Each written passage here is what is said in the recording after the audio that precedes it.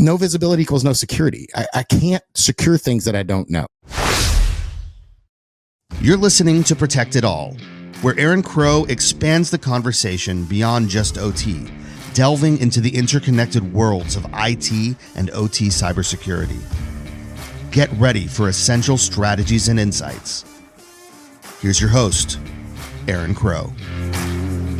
Hey, welcome to Protect It All podcast. This is an interesting episode. Obviously, it's a solo episode. There's so much going on in the news with change of administration. And just to be clear, this is not a political conversation. This is about cybersecurity. This is about challenges that we face, and things are not always as easy and black and white as they may appear. So, all that to say, we're going to dive into major cybersecurity dilemma that everybody's talking about. How do we hold governments accountable without compromising security? What happens when global policies force tech companies to break encryption? How does this trickle down from national security to your personal devices? From trillions of unaccounted dollars to backdoors in your phone. This conversation is not about politics.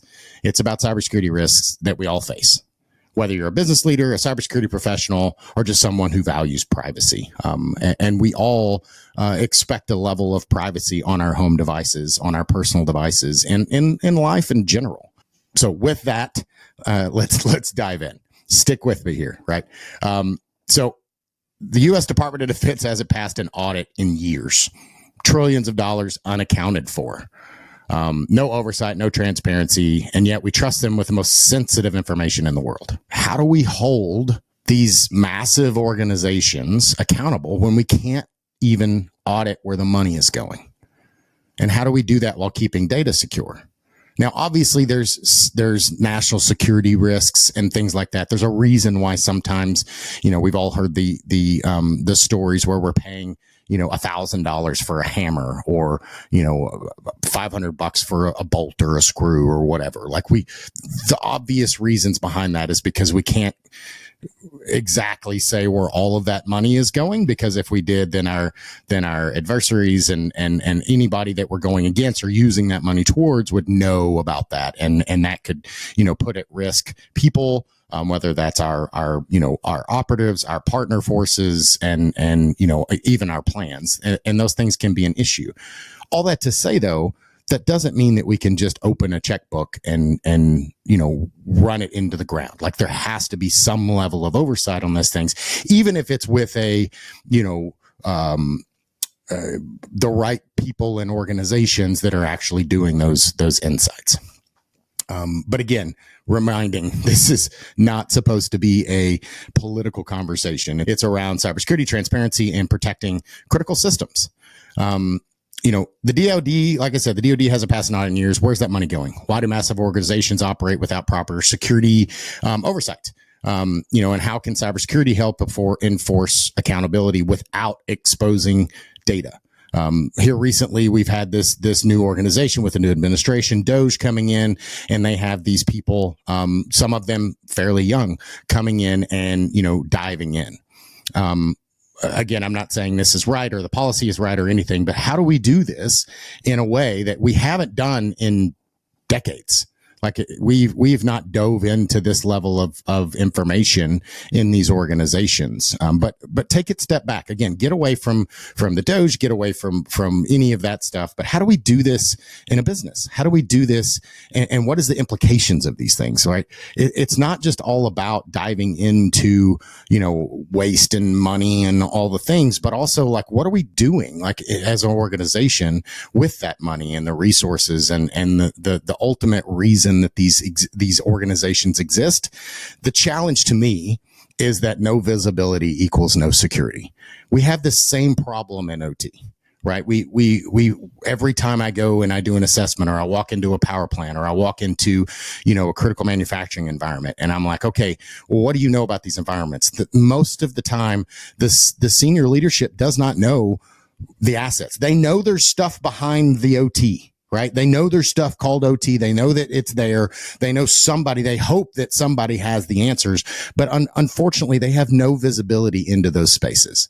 And the lack of visibility, just like in these conversations I'm talking about with the government, no visibility equals no security. I can't secure things that I don't know. Like when I walk into these environments, if I'm going to build a new OT program, if I'm going to, completely come in and do a large scale, lots of money, all the things, the first thing I have to look at is, what does good look like? I have to know what good looks like before I could ever start saying these are the things that we need to start blocking and attacking, because I don't know what good looks like. Then I may actually end up blocking something that's good, thinking that it's bad. If money and operations can't be tracked, how do we ensure proper cybersecurity spending? It's the same thing in, again, going back to critical infrastructure. A lot of times critical infrastructure, their budgets, their technology budgets are rolled into a control system upgrade. So the control vendor is doing, they have those cyber tools built in, whether it's Foxborough or GE or Schneider or Emerson or Yokogawa or whatever the control vendor, Rockwell, whatever it may be. They inherently bring in the cyber tools and processes that they have in their environment. The problem is that you don't necessarily, that doesn't always translate up the stack. And it only necessarily many times actually focuses on their environment. So a prime example, if I'm at a power plant, maybe I have a balance of plant that is vendor A, and I've got a different turbo control vendor, and I've got a different third-party control vendor, and I've got like 5 different disparate systems, and there is no single truth of all of the assets, of all the risks, of all the classifications. I don't really have visibility into how all of those things tie together. Now, as a person, there is a control engineer, there is a systems person, the plant manager may know that, but from a technology and a cybersecurity and even just a business risk perspective, there isn't a dotted line that really that helps me understand where those risks are. Right. And this is the same thing that I see from all that's in the news. And again, with the Doge stuff and with, diving into these organizations, that's the way I look at this, right? Is it's not, and again, I'm not talking about the method that they're using or any of that kind of stuff, but putting all that aside, I would love to see some transparency. And again, I'm not expecting that they are transparent with me, a U.S. citizen that has no, security clearance to understand those stuff. But somebody should have an understanding of what's going on in these organizations. Why do they exist? What is their purpose? I was just watching a movie this morning, and the main character was asking this rowing team, why are you here? Well, because we're on the rowing team. Okay, but why are you on the rowing team? Well, because I have a scholarship, right? He was trying to get to the crux of, why are you here? Why did you join the rowing team? What is the purpose of this rowing team? And finally it came down to, hey, our goal is to win national championship. Awesome. There you go. Right. And everything else is to that goal, and understanding that goal really helps us to narrow down. And when I'm looking at, is this task, does this align to the ultimate purpose? Right. And if it doesn't, then I shouldn't do it. Right. And if it doesn't, lift that goal up, then I shouldn't focus on it. So that leads me back to kind of the next topic that's been in the news. The United States has the First Amendment. First Amendment is, freedom of speech. Not all countries, very few countries actually have that First Amendment right. We've seen a lot, especially here recently since COVID. It's really gotten a lot more obvious. Other countries, UK, Germany, and others are. They don't have that First Amendment, and they're actually going after citizens for things that they post on social media or Twitter or whatever, and holding them criminally liable for things that they say. To take it a step, and again, this is not political. I'm not really going to fight over any of that type of stuff, whether that's right or wrong. I don't live in the UK. It's not my place to really say much about it. Where it does impact me as a U.S. citizen is the UK and others are suing companies like, for instance, Apple, because they want to have a backdoor into secure communication so that they can make sure that none of their citizens are saying anything that would go against these hate speech laws and things like that are in those countries. The problem with that is that impacts me. as a citizen, as somebody who potentially has an iPhone or an Android or whatever the thing is that I have. How does that impact me, right? And if you look at a bigger picture, well, what does Aaron have to hide? Like, what are you doing, Aaron, that you don't want somebody to, to be able to see, what's going on your phone? Well, nothing. Like, I'm obviously a upstanding citizen. I pay my taxes. I'm not hatefully going out and talking about people or anything like that. But that's not really the point. The point is I was doing a tabletop, a number of years ago when I was an asset owner, and we had a third party organization coming in and leading it. We had the C-suite executives in there. And one of the questions in the room, and this was we were doing the OT version of it, right? And in the room, one of the questions was asked, like, who is the person who knows where all the bodies are? Who is the person that if I was a bad actor and I wanted to get one person that could have the biggest impact, knew how to get into all the systems, had access to all the systems, who would that person be? And I raised my hand and I said, it's probably me.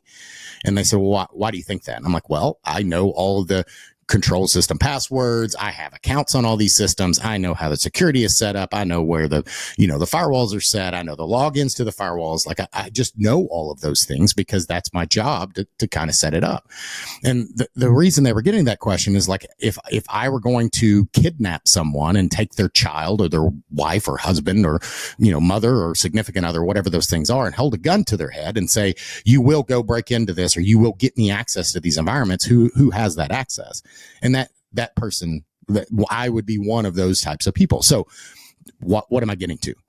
The point I'm getting to is that, yes, I don't have anything that I'm trying to hide on my phone. Like I don't have state secrets. I'm not trying to, overthrow a government. I'm not, secretly a bigot or talking about people in a negative way, anything that I'm really trying to hide. But what I do know is that there are things on my phone that are personal. There's a lot of personal information about my family, about, my banking. There's a lot of things on my phone that access to what is not good. I don't want anyone having access to those things. It's why I do, I use password managers, and I've talked about that on these, some of the episodes, before is, having security around your world, your home network, your personal devices don't connect to Wi-Fi, guest Wi-Fi, or any of the Wi-Fi, public Wi-Fi like at Starbucks or at your hotel. But it really comes back to those backdoors they don't just help the government that's looking for those things. They create a huge attack vector for hackers, because if the UK can get in, then so can bad actors, right? That door is open. It's open. Like it's Pandora's box. You cannot close those things. Oh, yes. Okay. Well, maybe we only give the UK, but again, if there is a back door, then it can be taken care of, right? If the UK can demand Apple's encryption keys, what's stopping China, Russia, or North Korea? That's again not a political conversation. I am not comparing the UK to any of those other places, but what is stopping those other countries from suing Apple and Google and Facebook and Twitter and all of the places, whatever that may be, Reddit, you name it, any place that you have personal information that people can get to you? What stops any of these countries from suing and forcing them to demand a backdoor and the encryption keys and access in? Like, you can't allow anyone in, or you have to allow everyone in, right? Again, I'm not an attorney. I'm not trying to get into politics or anything like that. I'm really just looking at the cyber risk of these conversations. What is the risk to those things? Now, obviously, it's not black and white, right? Obviously, there's a reason why the UK is doing this, and they feel that it's the right thing to do. And again, I'm not trying to argue that point. My biggest point, and again, really just focusing on the cyber implications of those things and how that has a bigger implication than just the UK citizens, because it's not just like a door that can open just for the UK citizens. If I go to the UK, then is my phone, do they have access to my phone, even if I'm just there for a day? When I come back, do they turn it off? Do they have it to my phone and just ignore it until I'm in the UK? Like, how does that work? And ultimately, what is the reasoning and justification behind those things? And the risks behind them are greater. And I don't believe that any one country has the ability to really overwrite the risks to me and my personal data, just because they think that they have access to it, right? That's just my personal opinion. But again, it comes from a cyber perspective, not a politics or global politics or, any of those other types of things. So again, so the key question there is, if your device has a backdoor for the government, how secure is your personal data from hackers, right? So this trickle down effect of, we've heard of trickle down economics. And again, not talking about that, but how this affects individuals and critical infrastructure.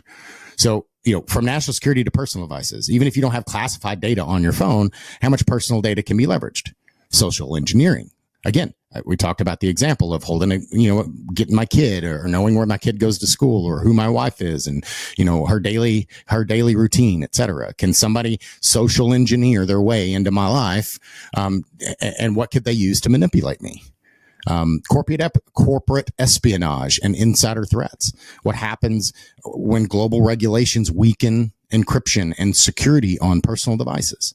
Critical infrastructure concerns, like if global policy mandates less encryption, how does that impact hospitals and power grids and financial systems, right? And it's not just an encryption thing, but it's a bigger conversation around the risk and the access to data, and the access to endpoints, right? These devices and these systems and this data, NERC-CIP. I can't put data in the cloud. I can't put critical assets data in a cloud, or I have people that have access to that data have to go through training and all that kind of stuff. But yet we're going to access everybody's iPhone messages just because they're going to search for somebody saying racist or bigoted conversations. And again, I'm not saying that you should or shouldn't. I'm just saying that's a risk, and we have to be able to judge that and control that. So all this to say is just, these are really, really complex conversations and really complex things in the news. And it's really easy to get on one side or the other of this conversation, right? And I'm completely against this, or I'm completely for this, and, burn the boats, or, put them, put the people on stake and burn the stake, right? It's not that simple. Transparency and security should go hand in hand. But too often governments prioritize control over protection. And ultimately, I believe that's just because that's the lever they have to pull. If we keep giving up encryption in the name of security and safety, we'll soon find that no one is safe. So my question to you, what do you think? Should governments encrypt backdoors? Have encryption backdoors? I mean, is it too big of a risk to security? What are your thoughts? Like, is it okay that the governments have access to your messages and there's nothing to hide, and I'm just making too big of a deal of it? Or am I not making a big enough deal about it? Like, is this such a huge deal that we've got to draw a line in the sand and say no more?